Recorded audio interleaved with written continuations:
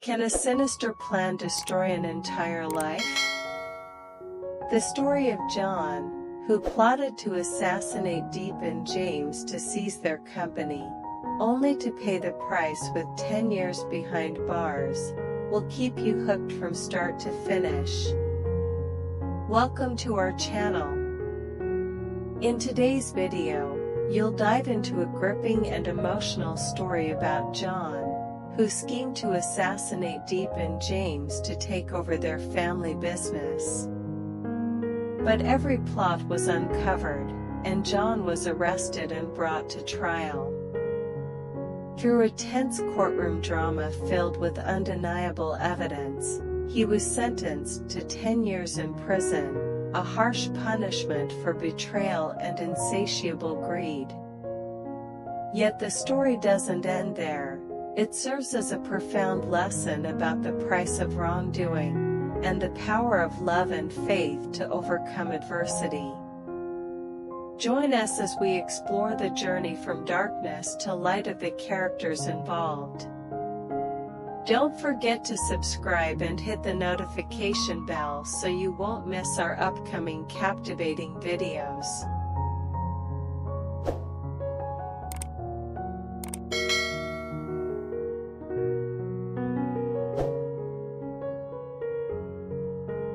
Night had fallen, and the James Group building stood silent under the city's sleeping sky. Only a few rooms on the upper floors still glowed dimly. James and Diep were the last to leave the office after a long and exhausting meeting regarding a new investment deal. As they stepped into the elevator, James gently held Diep's hand. Though tired, his eyes gleamed with quiet relief. Diep leaned her head on his shoulder and whispered, "We're finally getting through the hardest part." He smiled, squeezing her hand softly, unaware that within minutes, both their lives would hang by a thread. The underground parking lot was eerily quiet, its fluorescent lights casting a cold bluish hue over the luxury cars resting motionless. James's familiar black Lexus sat parked in its usual corner. Just as they were about to approach it, James paused. "I left my phone on the meeting table," he said. "Wait here. I'll be back in a second." Diep nodded, taking the car key from his pocket and slowly walking toward the vehicle. The moment her hand touched the door handle, a faint beep sound echoed, soft but unnerving in the stillness. Less than 3 seconds later, a deafening explosion shattered the silence, engulfing the rear of the car in a burst of fire and thick black smoke. Diep was thrown backward, hitting the wall hard. From a distance, James saw the fiery scene unfold, his heart seeming to stop mid-beat. He sprinted forward, screaming, "Diep! Diep!" By some miracle, the explosion had only destroyed the back of the car. Diep had not yet opened the door. Though dazed and slightly injured, she remained conscious. Police, firefighters, and emergency responders arrived within minutes. James sat beside her, trembling, wrapping his blazer around her shoulders as they both stared in horror at the burning wreckage. The acrid stench of metal and chemicals filled the air. One thing was clear, someone had just tried to kill them. Preliminary reports confirmed that a homemade explosive device had been carefully attached underneath the car, with a remote detonation mechanism. This wasn't an accident. It was a calculated assassination attempt. When asked who had access to his car and knowledge of his schedule, James could name only a few senior employees and a handful of trusted technicians. Security footage was immediately reviewed. One particular clip raised eyebrows. John, James's deputy CEO, had entered the parking lot the night before, dressed in workout clothes, pretending to be heading to the company gym. But one detail stood out: John had not signed into the building's access log. That anomaly alone was enough to draw suspicion. James felt a chill run down his spine. John, his friend, his partner, the man who helped him build the company from scratch, was now the first name on the suspect list. Not long ago, John had openly opposed James's decision to reject a foreign acquisition deal. John had brokered that deal himself and stood to gain significantly from it. After James dismissed the proposal, tensions rose. Their private conversations grew colder, more distant. John's silence had since felt more like quiet contempt. Now, standing before the smoldering wreck of what was nearly their coffin, James realized this was no ordinary power struggle. This was a betrayal of the deepest kind, from the one he had once called brother.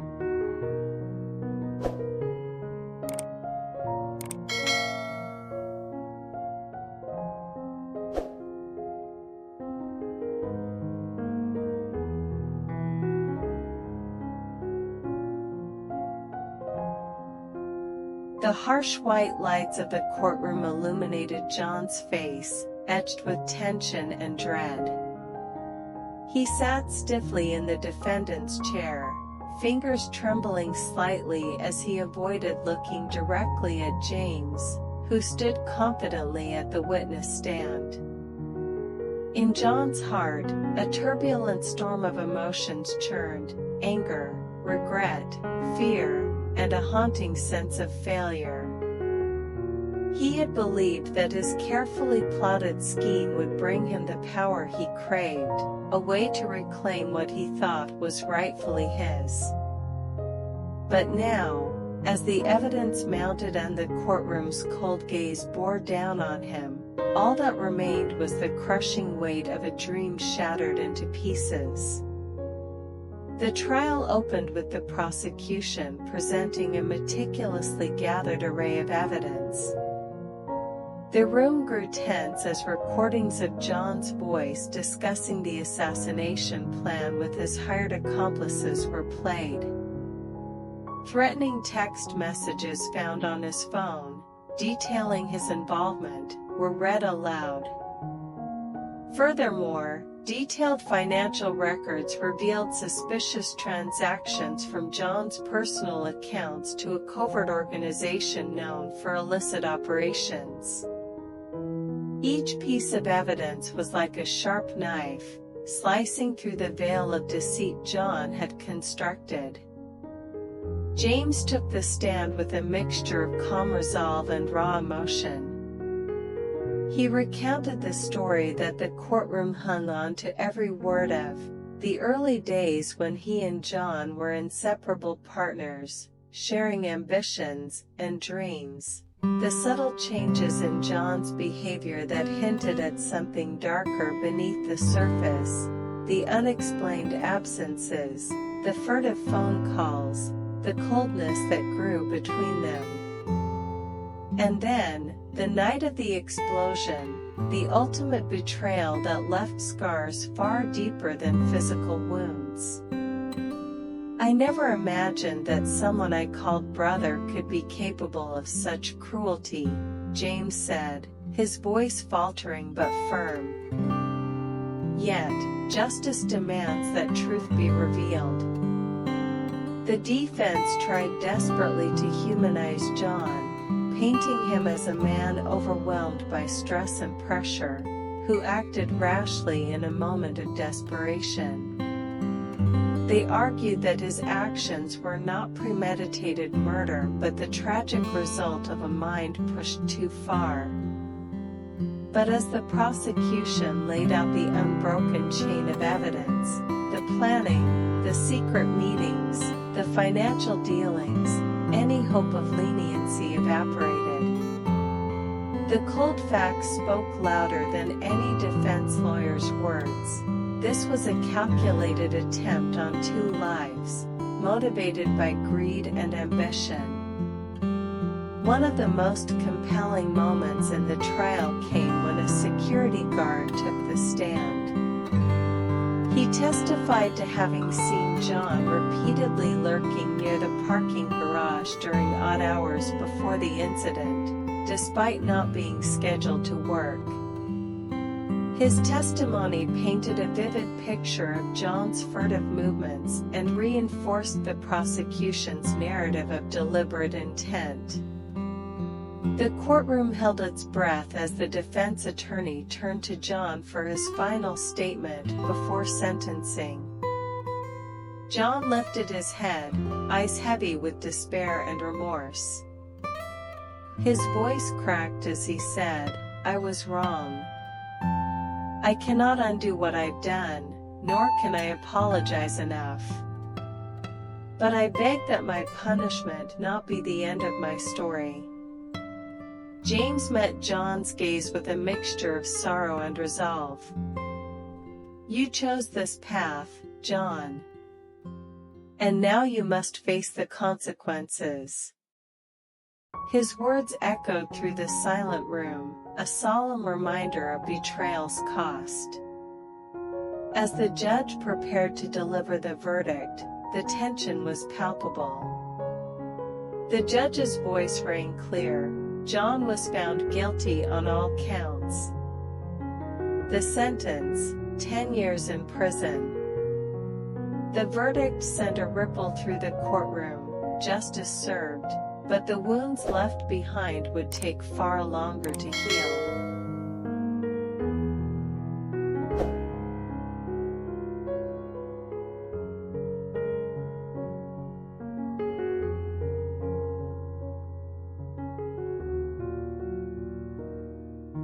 Years, a decade of confinement that weighed not only on John's body but crushed his spirit. The heavy iron door clanged shut behind him, sealing away the last remnants of the man who once dreamed of power and revenge.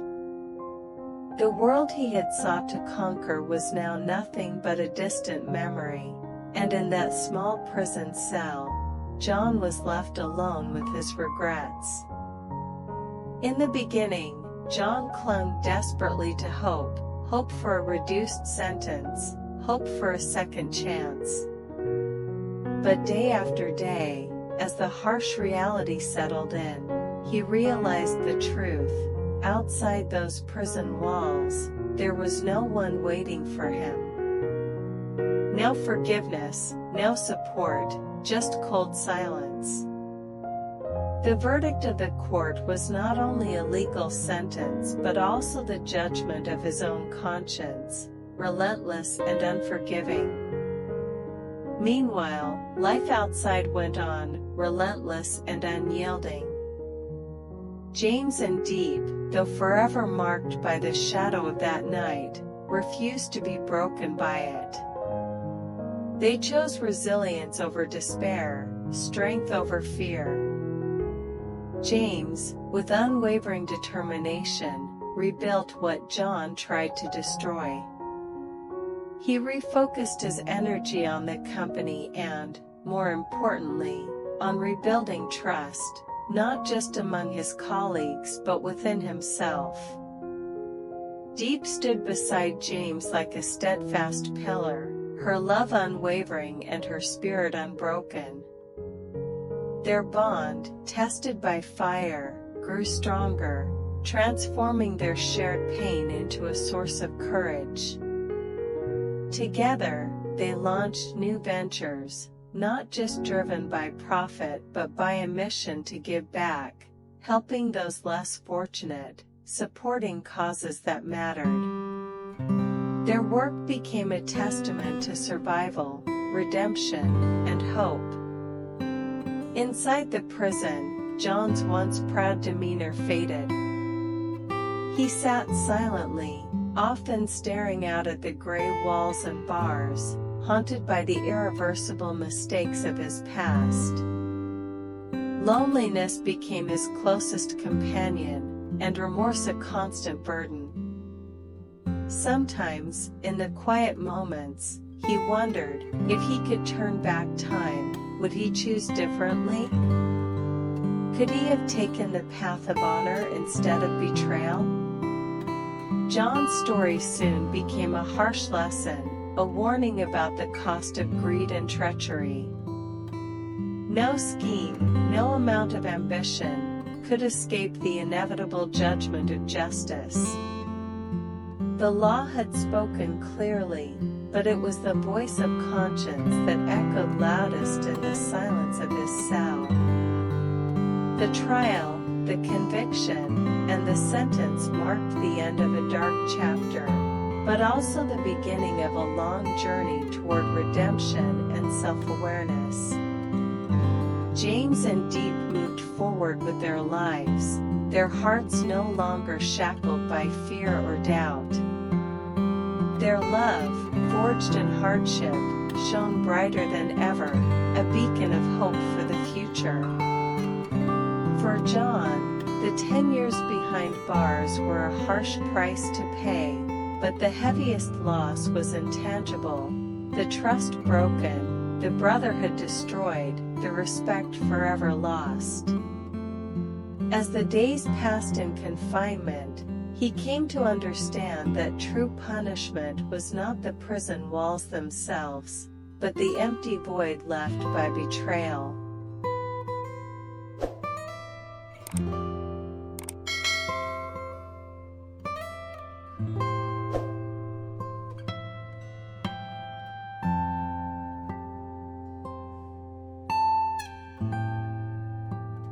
The story of John, Diep, and James is not just about a struggle for power and wealth, but a profound lesson about greed, betrayal, and the value of honesty. John, driven by ambition and scheming, ultimately chose a path of crime and had to pay with his freedom and dignity. Meanwhile, James and Diep, despite the painful shock, stood strong, holding on to faith and love, proving the power of forgiveness and the will to overcome adversity.